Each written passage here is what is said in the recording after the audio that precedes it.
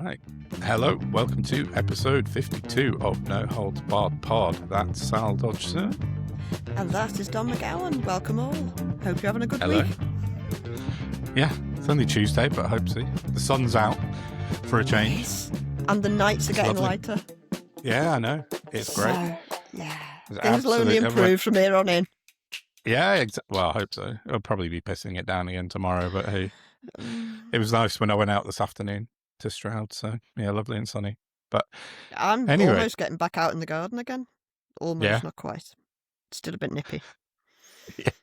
Very sensitive when it comes to these things.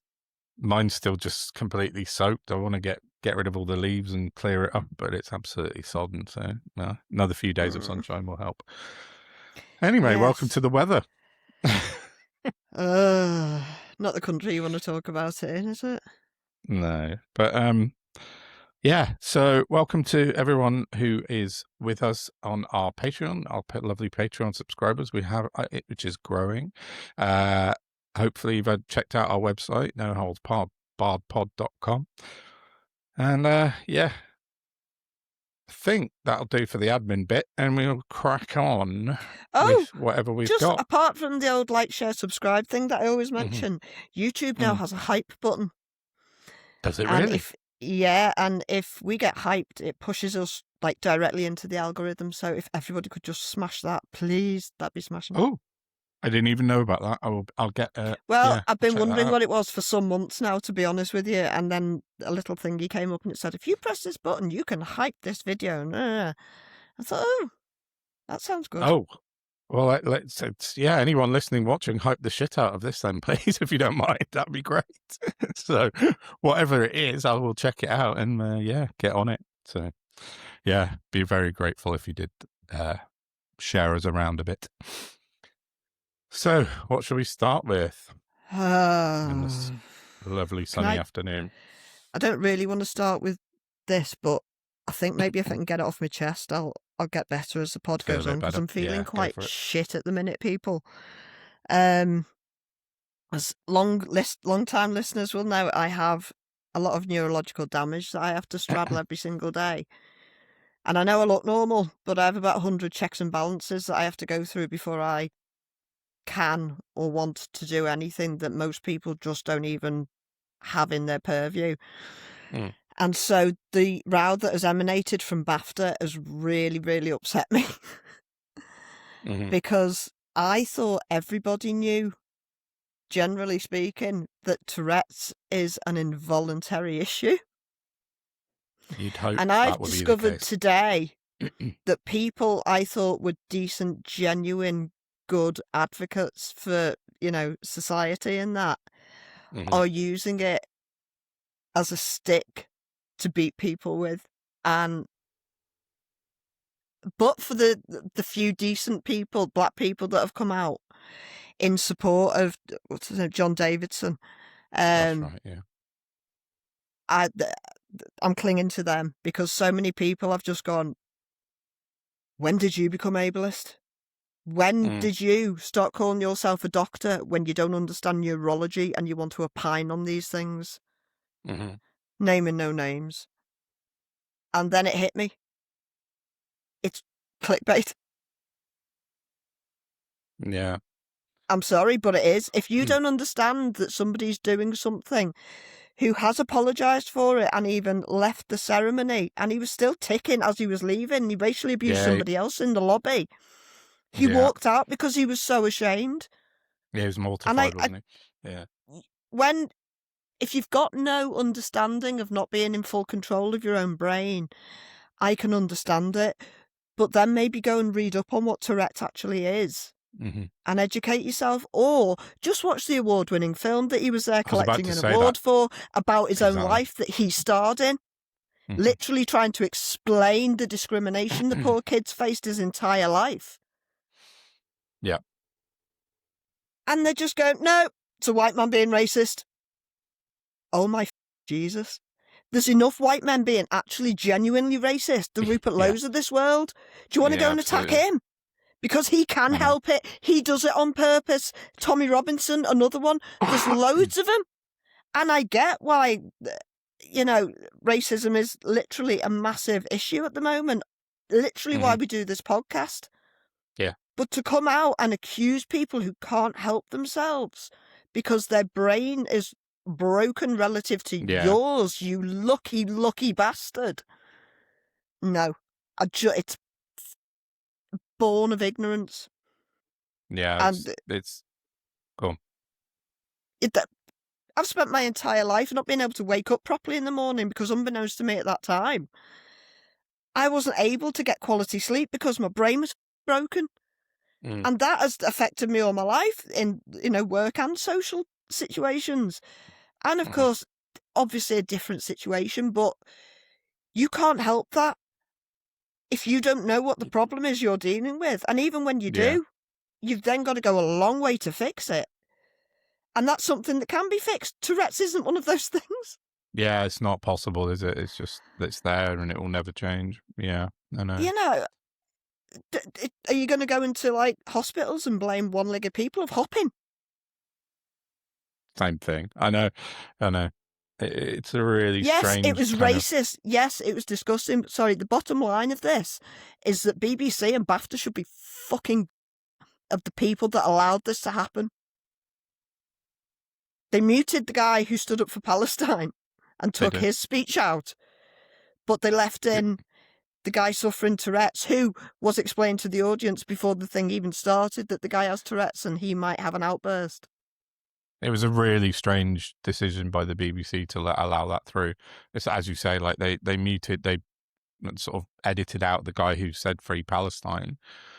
And it was on a 2-hour delay, wasn't it? Like, it wasn't like they had seconds to make a decision. It was on a 2-hour delay. So they could have, that was a conscious decision by the BBC to take one thing out and leave one thing in, which has caused this horrible, like, situation where people, as you say, are like turning on a disabled man for something that he couldn't control, which is just wrong on so many levels. So, and part of Tourette's is the intrusive thoughts. Yeah. I've had them my entire life. I don't like standing on the edge of anything because my brain just says you could just jump, just fall, just go under the train. And literally since I was a kid, terrorised on the underground in Liverpool because I might end up under the train because my brain wouldn't shut up. No, it's horrible. And living with that shit is horrible. And you get about as much choice about that as you do the amount of melanin in your skin when you're born. Yeah. It's immutable. It's just part of who you are, isn't it? You can't change these things. Nobody's praising it. Nobody's jumping on with him. Not a person. No, of course not. No, it's just the BBC have got to take a lot of responsibility, and they've come out and said sorry. But why on earth? Their editorial team took that decision to leave that in was just bizarre. I don't know why they did it. But I would encourage everybody to go and watch I Swear, which is the award-winning film he starred in about his life. I haven't seen it. I'm going to go and watch it, though. I'm waiting for Will to come over. We're going to watch it together. Yeah, I'm definitely going to. Because then I can educate, my son, so that he can walk through life understanding people's difficulties. Yeah, that's fair enough. Which is the whole point of the film.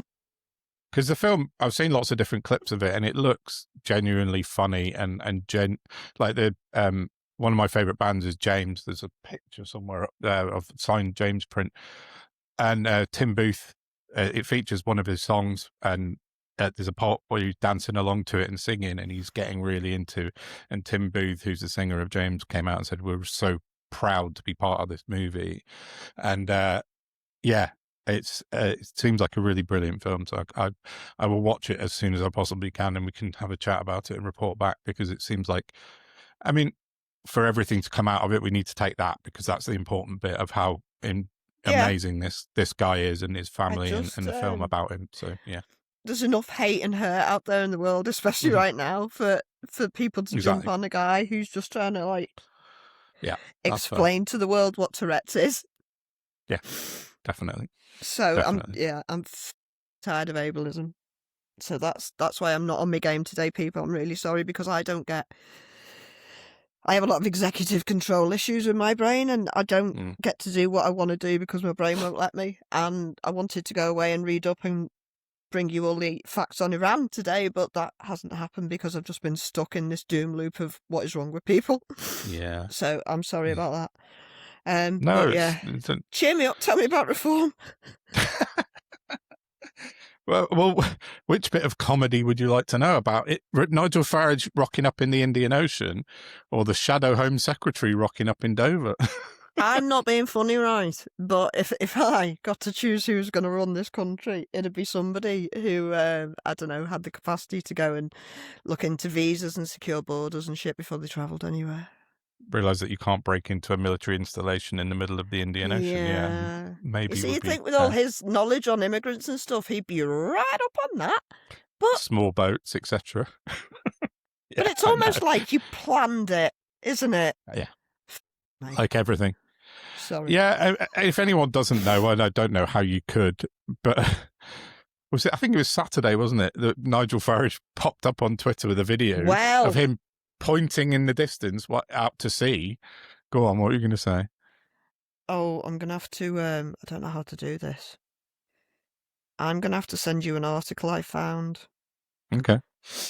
Because I know it's on my I haven't read it for like 4 days, so it's all the information's disappeared. He was supposed to be... Where's it gone? There was a massive, night in Clacton on Friday, I think it was. Oh, yeah, the Love Clacton night. Yeah, there was a £30 million budget meeting to promote Clacton on sea, and he was in Mauritius. Yeah, you're right. I know. You did send it to me. I don't know where it is. Oh, there. Hang on. I'm just going to send it to you again just so I can open it. Yeah, got it. To schmooze backers 3... No. Newcastle, love, not Mauritius. Oh, sorry. That's right, yeah. It's close. They often get mistaken. When was this? 21st. Yeah. No, only because it's 14-hour flight to the Maldives. So... Yeah, it says, Reform's Nigel Farage skipped a meeting for a £20 million Love Clacton regeneration programme to schmooze financial backers 300 miles away at a swanky cocktail bar in Newcastle upon Tyne. Yeah. Instead of discussing the future regeneration of Clacton, one of the UK's most deprived areas, was seen at the upmarket Hebrew Blanc on January 30th. So it was a couple of weeks ago he was up there. And then, he was packed, but it was the same night that he should have been in Clacton attending this regeneration meeting. Oh, was that not Friday? No, it says, the article was, but it says it was on the 30th of January, so it was a couple of weeks back, but it doesn't make any difference. It doesn't matter. It's the same thing. No, I was trying to schedule him, that was all, to figure out how I see what you mean. No, we made that mistake once before when we were actually in Clacton. We jumped the gun a bit, both of us, didn't we? We thought, but anyway, we'll leave that bit. But anyway, he rocked up in Mauritius. It was, first of all, and pointed out to sea, going this is Chagos over there. And his tweet said, "I've been denied entry by the British government to the Chagos Island," which is clearly not true. I mean, yes, it is true. Did you ask them? Exactly. Because if you didn't ask them, they can't deny you entry. But I saw the next day, Ben Wallace. I just don't believe him. I just don't believe him. Nobody believes him about anything. Why should you? Because he lies constantly. But I saw Ben Wallace, who was the ex-defence secretary, absolutely mullered him the next morning on Twitter. And he did. And he was like, you can't turn up to a military base in the United Kingdom and he'd be granted entry, Nigel. He said, this is just not, let alone a highly, highly secure unit in the middle of the sea. There's no way he didn't know that. Of course he didn't. It's just but what upsets me, publicity stunt. Bit confused. Taking into account what we spoke about last week, did he or did he not take a group of Chagosians with him? Well, here's what I found out. He travelled to the Maldives and claimed that he'd planned to join a small group of Chagosian activists trying to establish a settlement on one of the Chagos atolls in protest at the transfer of power. He described it as a humanitarian mission to bring aid such as food and medicine to the activists. So they were already in the Maldives, these guys, and he went out to join them. And then when he got absolutely mullered on social media, he said that he was delivering aid. That was his excuse. So he said, and then it says the UK government and authorities say he did not seek the required permits to access the territory, which is extremely tightly controlled. And as a result, he was blocked in his attempt to reach the islands. And critics, including former Defence Secretary Ben Wallace, accused him of staging a political stunt rather than a genuine mission, which, as we all know, is exactly what it was. So, yeah. I think the thing, he met up with a load of Chagosians in the UK a few weeks ago, and I think that was, he was supposedly doing something with their passports, and then they flew to the Maldives, and then he was then going out to meet them for his publicity stunt. So he's just... So I'm just looking at the geography of the area, because like the Maldives is hundreds and hundreds of scattered islands over quite a wide area of the Indian Ocean. It is indeed. There's various atolls make up the Maldives, but it just, if they've settled on one random little island, unless he's tipped up to Diego Garcia and went, "Let me in," and he didn't. That's the other thing. He didn't even like get a photo at a military checkpoint or with any proof that he had any military intervention whatsoever. It was just him on a boat. Could have been anywhere, to be honest. It's like he pointed to the sea in Dover once, which has become a meme, hasn't it? But yeah, it could have been anywhere. I mean, he told everyone he was trying to get to the Chagos Islands, and he didn't. He was never going to get to the Chagos Islands, and he's made himself look like an absolute fool. But I reckon, go on. There are islands in the Chagos archipelago that people are allowed to stop off at en route to another place as like an overnight docking or to like fuel up and stuff. Which he could, I'm assuming he could have done that. Yeah, like the Solomon Islands and somewhere like that. And offloaded, like if he's got aid, he's got aid. He could have easily chucked a couple of boxes over to a handful of people on an island. Yeah, but that wouldn't be the photo op he's after, is it? No, that it was the performative nature of him going, Keir Starmer's blocked me from going to Chagos. That's what he put out on Twitter, and that was 28 hours on an aeroplane just for that. Yeah, it's a long way, and he was back on Monday, wasn't he? Amazingly, he will be. But it's I wouldn't go there for a week again. Because by the time you get there and you've relaxed, it's time to come home. He's on a doing it in jet. 3 days is mad. But he's on private jet, isn't he? I mean, it's tiring, but he's got a double bed and comfort in the back of his private jet that he flies around in. But yeah, but it's still going to take its toll. So hopefully it'll take a few years off the end of his. Yeah. Keep travelling, Nige. Yeah, keep getting those air miles in for publicity stunts. But I just think it might have been a step too far because he's been so roundly ridiculed by everybody, and the reform bots have even been quite quiet on it. So I think he just went a bit over the top there, and everyone's going, well, yeah, obviously you can't go to the Indian Ocean and break into a US/UK military installation. Duh. It's madness. Yeah, it is. This is his biggest publicity stunt to date. So anyway, I don't know. He's pushed it a lot with that. Oh, right, there we go. So, but he was back on Monday morning, and he went to Reform's first press conference of the week with Shadow Home Secretary Zia Yusuf. Off. Not you, obviously. I know. Oh, they really are trying to manifest the shit out of this, aren't they?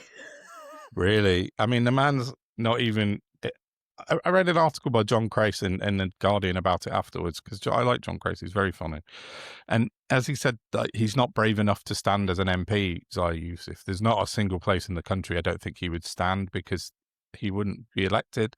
So he's banking on Farage getting becoming prime minister and then putting him into the cabinet as an unelected kind of position, which is what he said he would do, like Trump Can't does. do that, can you? Unelected bureaucrats, what? Exactly. Like they do it in America, and as I said, that's what Does he that's what Trump think did. he's the UK's Elon Musk? Oh, I don't know. It's very hard to think what Zia Yusuf is, because he's not very good at anything. He's failed at Doge. He failed at being head of policy. He's sort of stropped He's out. not right. No, he's not right. But on Sunday night, they put out a load of, pitch rolling and said, tomorrow Zia Yusuf's going to announce the return of Christianity to the UK. That was their big thing.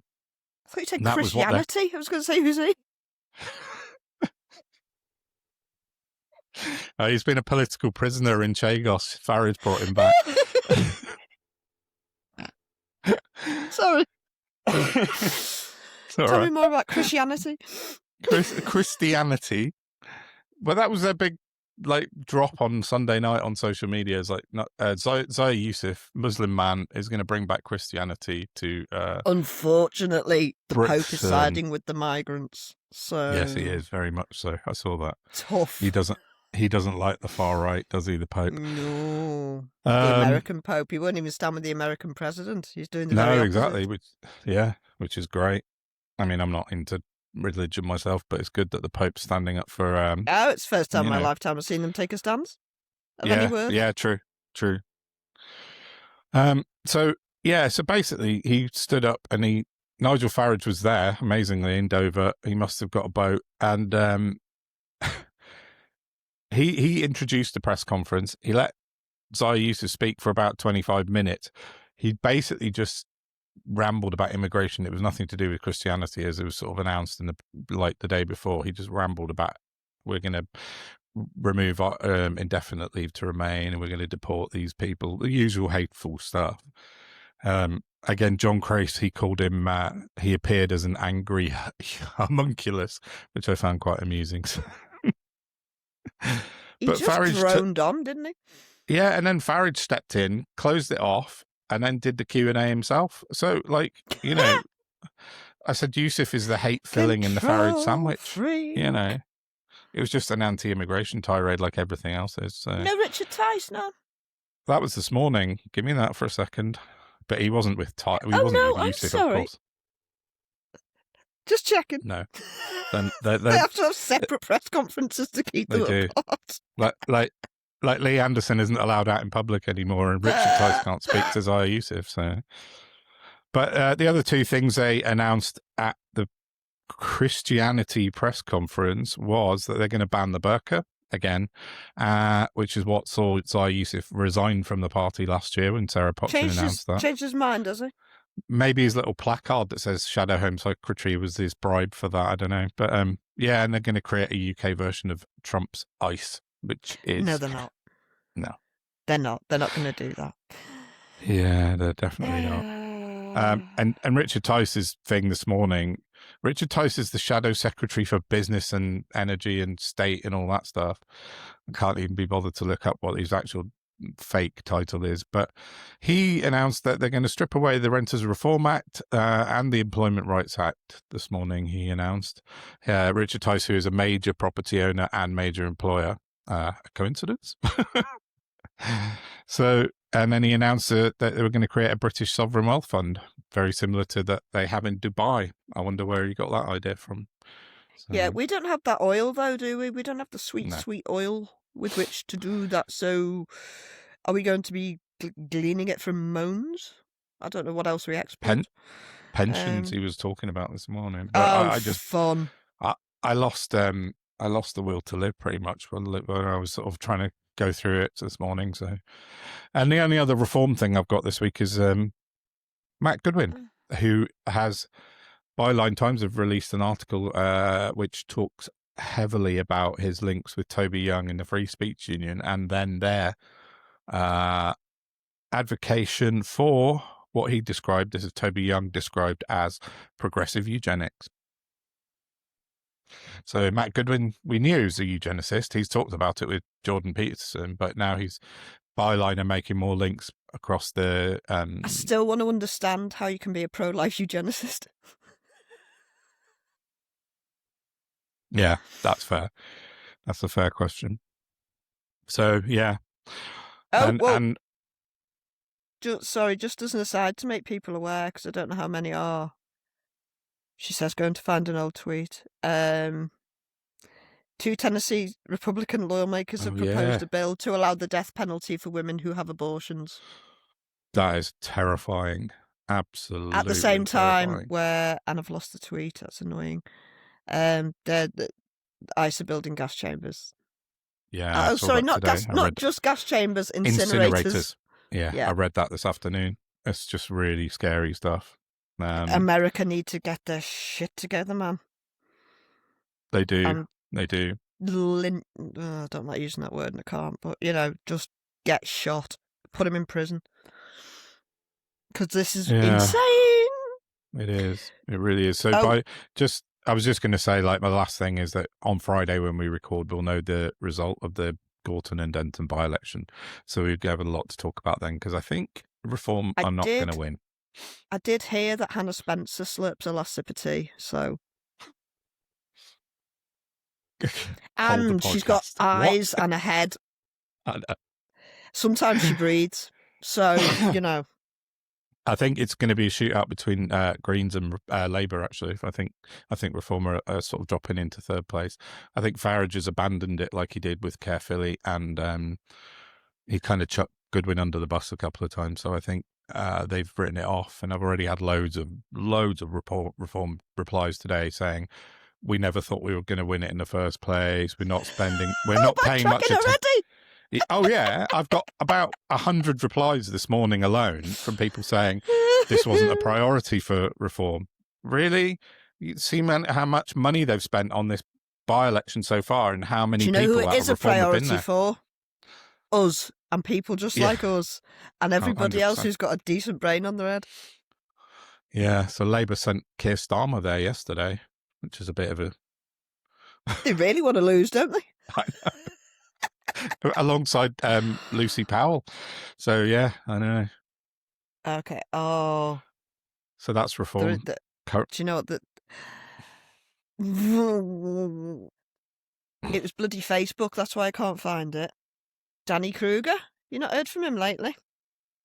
Do you know? Yes, I have seen. He's come out with an absolute perler. He's done an interview with Politics Home, hasn't he? Which yes. What did he say? I've forgotten. I bookmarked it to read. Hang on, because he's barely been on X. Yeah, I saw something today about it. So it was a Politics Home seen it on Friend Face. Hang on. Oh, here we go. Here's the quote from the article. If we don't win, or if we win and make a mess of it, I fear for our country. He's predicting civil war. Yeah, that's it. Yeah, I've saved it to read. I wish. I mean, I don't, obviously. We need a civil sit down. But Reform UK MP Danny Kruger says a British civil war is possible if they don't win the next election. Is that incitement? It feels a bit anything's possible, Danny. Apart from you being a decent, honest person, obviously. Yeah. I've bookmarked that, so I might have a proper read and come back to that on Friday when we record next episode. But yeah, so, and I saw yesterday Farage, something I'd forgotten about, is he said, put a tweet out saying nobody voted for the Boris wave, to which he was actually community noted properly on Twitter saying 5 of your 8 MPs were in Boris Johnson's government, you idiots. So yeah, it's just, I still think they're reeling a bit from the Restore kind of Britain thing. Oh, did you see on that Restore that, I said a couple of weeks ago that Lowe had announced they were merging with Advance? Well, Ben Habib came out a couple of days ago and said, no, we're definitely not. Oh, that's quite excellent. Do you know, I'm going to have to word this carefully. Oh, okay. I've got a friend of fairly long-standing years who gets me my cannabis, and this person is fairly entrepreneurial, has a trade, ducks and dives, that doesn't deal in anything else. And I messaged him the other day because I was looking over the Greens drug policy. Oh, yeah. And I went, because he's very interested in opening cafes when we finally can. Should replace the Great British Pub, just saying. And I sent him a screenshot, the thing, of the Greens saying, we would tolerate coffee shops. Mm-hmm. Not, promote them, tolerate them legally, sort of thing, under certain circumstances. And do you know what he said to me? What? Sorry, Sal, I'm with Restore on this one. Are you well? What's Restore's opinion policy on this? I don't believe they even have one. I haven't looked. I don't care. But Rupert Lowe is not going to be going, let's look at the science and see where we're going wrong. Have thought, yeah, exactly. I wouldn't have thought so. He seems pretty hard line on everything. So what? Oh no, that's disappointing.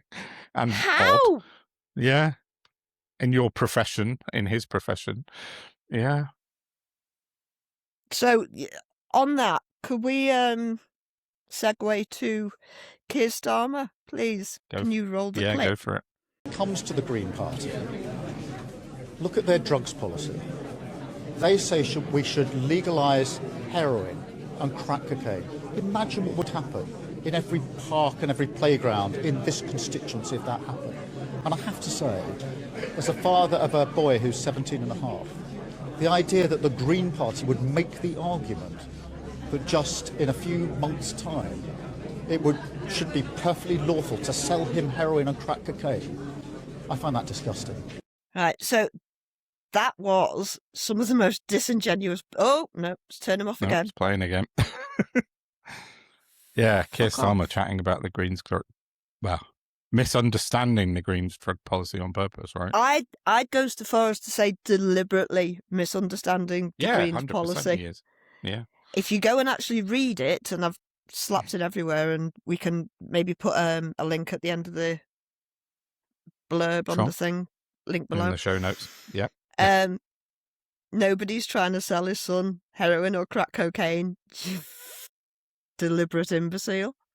No, if you go back and you look at the damages done by what we consider illegal drugs, or what drugs that are not legal to have or use, they pale in significance to the damages done by alcohol across the board. And we're not just talking about damage done to the person taking the drug. We're talking about how that affects their behaviour and then goes on to affect family and society. There's great costs. Think police, think city centre nights out. Mm-hmm. And then think people in hospital who just can't stop drinking because they've become addicted.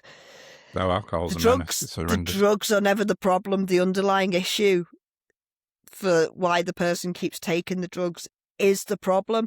And since time memoriam, all that's been ignored. It's the drugs that are the problem, except it's not. It's become a criminal operation because it's been so mismanaged. The science is being completely ignored. And we're just carrying on because we drink, that's what we do, and boo, drugs are bad. No, drugs aren't bad. The way society's been deliberately disorganised and has led to people individually needing assistance is the problem. Yeah. And the Green Party are going to be looking at that, and what they want to do is to decriminalise drugs, to treat people with drug issues, and to stop it being an underground menace. If we legalise drugs, the people who need them, like, I don't know, me, who luckily can now legally get cannabis on prescription that I have to pay more than street value for, because it all goes through a lab, and obviously there's added costs and tax to pay. Tax. You can tax it all. You can make it all safe. Yeah. We're all sovereign individuals. We should all be allowed to make a choice. But when your brain is being deliberately punished for whatever reason, or you're on a situation that is counterproductive to healthy living, you're not necessarily responsible, and you need intervention, but all these interventions have been eroded away, and the ones that are actually any use barely get looked at because there's no profit to be made in well people. unless you're the government collecting the tax from those well people who can work. If you're in pharma or one of the associated, let's make people, big corp basically, make billions and billions and billions off the backs of people being ill. Yeah. And a lot of us are driven into illness by poor nutrition because processed food is terrible. Well, it's all cheap, the cheap stuff people can afford. And on it goes. We've back to profiteering capitalism being the root cause of and everything. Yeah. Absolutely. No, and I probably didn't. Sorry, yeah, I didn't explain that very well, but my brain's just away with the fairies. No, it's absolutely fine. I just Labour and Starmer with that sort of video in his comments have jumped on the sort of the right wing bandwagon, which I saw 3 days ago. Well, I mean, it's been going on for a couple of weeks, but I saw an article in the Metro online, and the headline says Green Party says primary school children should be taught to take drugs safely. Now, I had a look at the article and who wrote it, and it was by a journalist called Brooks Davies. And she wrote other things like about teaching children how to take heroin and various other things like that. And God. And how the Green Party would link up with cartels and sort of enable shipping lanes and things like that of drugs. So I tweeted Brooks Davies and I said, I'm trying to locate a source for your claims about the Green Party advocating for primary school children. This is the Metro article, isn't it? Drugs. Yeah, this is Metro, yeah. So please, could you let me know where this information came from? This is a general request. Thank you. So I waited a day and nothing came back. And so I thought I'll have a look, see if I can find where she took those quotes from. And I found them in a South Tyneside Green Party, a regional Green Party document from 2019. So it had been written down, but no, it wasn't an official Green Party policy at all. And it was in 2019, well before Zach Palance took over the leadership of the party. So basically, she just took two things completely out of context from 7 years ago from a regional website, which no longer is maintained. It doesn't, effectively exist, and put it into a major headline. And it was then spread across the Telegraph and places like that as well. And the Daily Mail, obviously, because the Metro and the Mail are owned. Dishonest shithead. Yeah. And the Metro is owned by DMG, who is Lord Rothermere, who is the Daily Mail. So, you can see where the links are. And it's just absolutely shocking. It's just dirty tricks journalism, And the fact that I asked her to sort of clarify politely, nothing.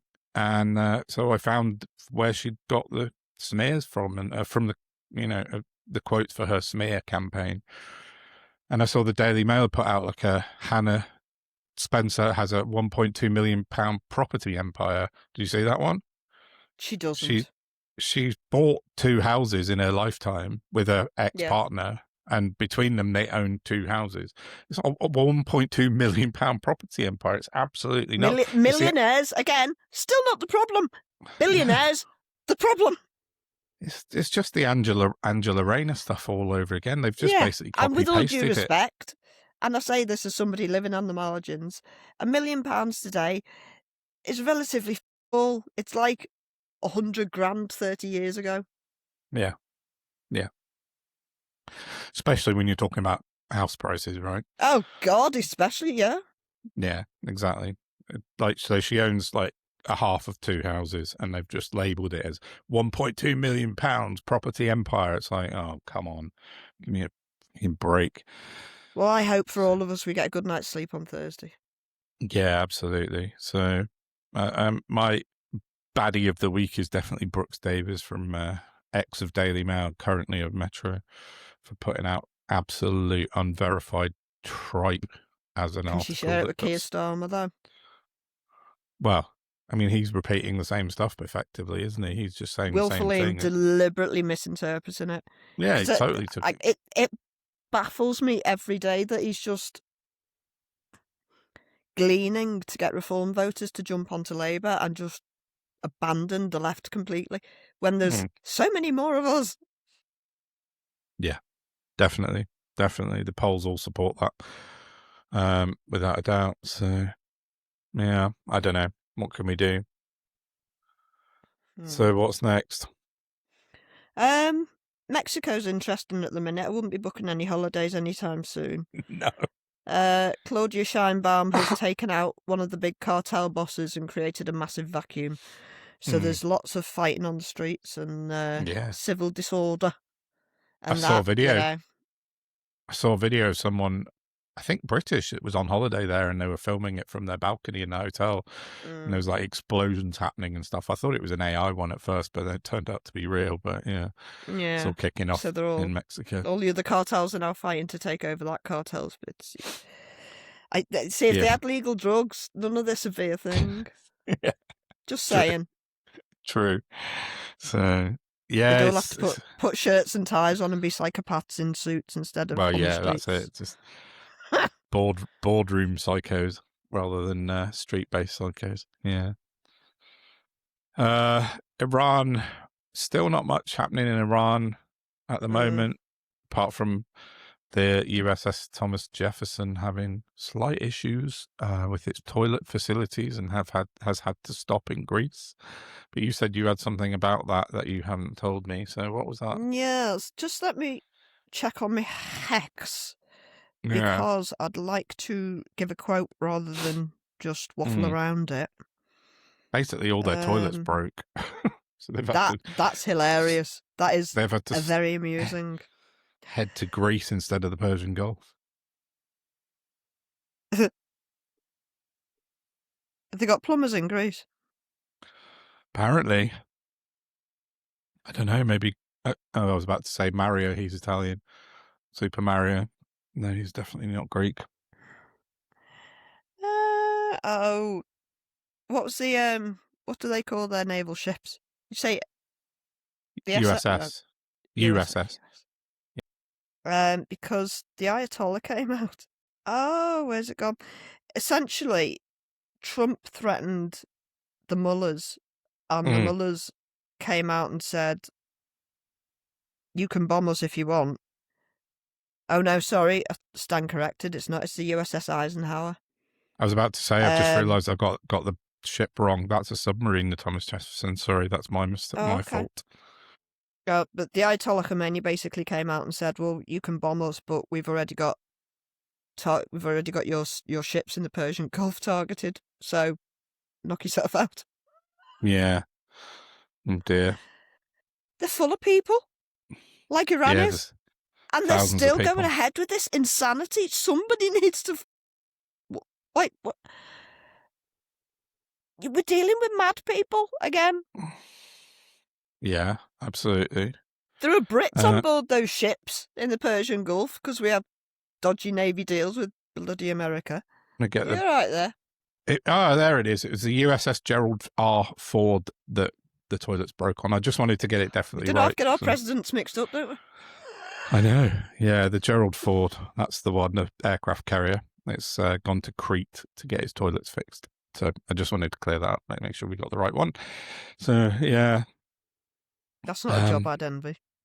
No, there's about 1,200 men on that ship, predominantly. Yeah, I wouldn't want to fix those toilets. So, hey, maybe somebody blocked the toilets to get them out of the target zone. Yeah, it's fancy the holiday. Stranger things have happened. Instead. Yeah, Self the fire alarm. But I mean, nothing spectacular is going on. Trump doesn't seem to be. He sent all his ships and his planes there, but nothing else is really going on. So we wait and see on that one. But I did on America. Oh, my light's gone weirdly bright. You hadn't seen this when I mentioned it before the recording, but John Oliver of the Last Week Tonight show in America made a rare return to Twitter yesterday because he's been off it for a while to post the video of his episode, which went out yesterday in America, and it basically is about the spreading of disinformation on Twitter X. He posted it last night and I saw it pop up, and then I went to watch it this morning. It'd been removed in the UK. It'd been removed in most of the EU as far as I can tell. I did manage to watch it using my VPN American connection. And it's, John Oliver's one of the funniest men and one of the smartest men. Brilliant. Yeah, him and Jon Stewart are absolutely essential viewing for me in terms of politics. So, but anyway, it was. I'm gonna put a clip in maybe at the end actually, but it tells the tale of Nick Shirley, who's a far right American online agitator, disruptor, whatever you want to call him, prick. I think is a Dickhead. better word. Yeah, He's an absolute dick. Everything he does is a spectacular fail. absolutely. It's incredible. So last year he went to visit a daycare center in Minnesota. I can't remember the name of the town, but he was refused entry with him and his video camera crew. Unsurprisingly, like you can't. And it's like Farage all over again.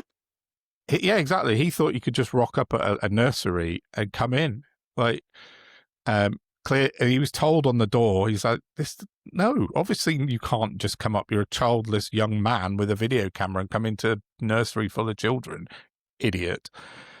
He knew that in that nursery there was quite a few American Somali workers, and which is why he went there, because he wanted to stir shit about immigration like they all do.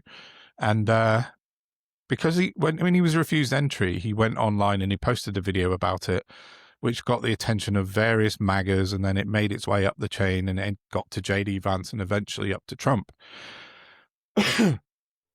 And basically that's what triggered the deployment of ICE to Minneapolis at the beginning of the year, was this video specifically. Because of this video about Somali workers in a daycare center. And that, John Oliver put out last night, is what caused the death of 2 innocent American civilians and countless injuries from the ICE goons in Minneapolis, sorry. But I'll put a clip in that I got. I'll try and find a link that's a non-VPN link if I can, and put it in down below as well. But it's just insane. It's just the spread of disinformation on Twitter, like, directly pretty much linked to these 2 poor people being murdered by ICE. It's really sad and really shocking. And this guy is still out there making lie after lie after lie on Twitter. So we've got a human parasite problem. I think that's what John Oliver was saying, about the way you can weaponize hatred for money on X specifically. It's not right. Something has to be done about it. And we are reaching crisis point, feels like. Yeah. I know. Bring on the rupture. Well, I saw Keir Starmer last weekend, last Thursday it was, sorry, not last weekend, announced that if X didn't comply with their new regulations surrounding, women being kind of undressed effectively on Twitter, then they would be blocked in the UK. But I see more and more and more horrible stuff online on Twitter in the UK, and nothing's been done about it. So it's almost like Ofcom are useless. Just a bit. And they're not going to get any better when they put Margaret Hodge in charge either. Oh yeah, she's lined up for it at the moment, isn't she? Swapping her out for Michael Grade. Well, there's she a lot is of push. A terrible human being. Look at her history. My God, she's disgusting. There's a lot of pushback on that, so I'm not sure if anything might change. I hope so. Yeah, you're right. She's not very nice at all, is she? But they announced this morning that all streaming services now fall under the purview of Ofcom as well, so like Disney Plus and Netflix. So just because Ofcom can't manage the sort of what they've got. The brief that they have, so they're chucking in online streaming services now. So they're basically in charge of all TV, all news, all online streaming, and social media and the internet, and they can't do the job. They can't handle any of it. No, they're not fit for purpose, Ofcom. Fuck's sake. But anyway, yeah. To lighten the mood, my last thing that I've got for today is that on our next episode, hopefully have a interview either in person or by email with a local councillor about potholes, and I'm going to talk about potholes on Friday, so that's exciting. Oh, you need to see Sal's I face. don't know how to follow that up. I'm tempted to offer to get my tits out to make it more entertaining, people, but it's not really my kind of thing. Yeah, so, potholes. Pothole Friday. I'll dig something up that's more interesting. I'll tell you. Maybe I told it's a you funny why. Story. I'll give you that much. Yeah, Basically, one of our local councillors said Difficult one to online. advertise.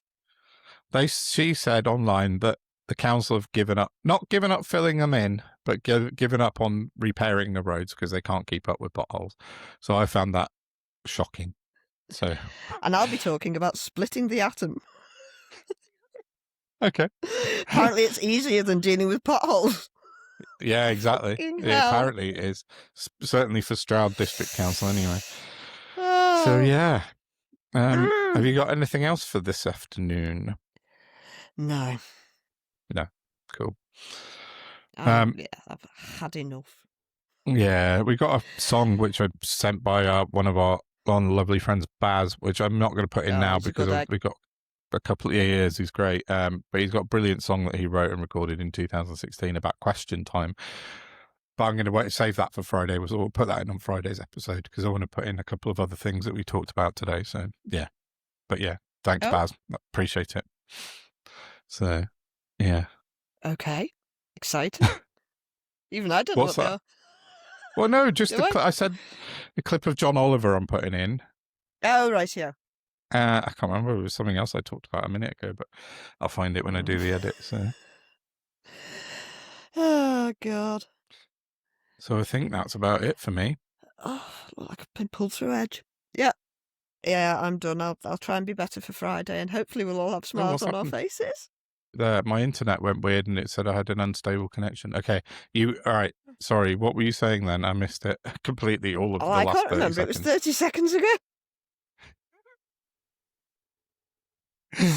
Yeah, fair enough. So yeah, on that memory lapse bombshell, I think we should probably wrap it up for today, and I'll get this out today or this evening for Patreons, and then tomorrow for non-Patreons. So have a good day, people. If you want to get week. if you want to get episodes a day before everyone else, go and have a look at our Patreon, which is patreon.com/noholdsbarredpod. And with that, have a great rest of your week, and we'll catch up with you on Friday/Saturday.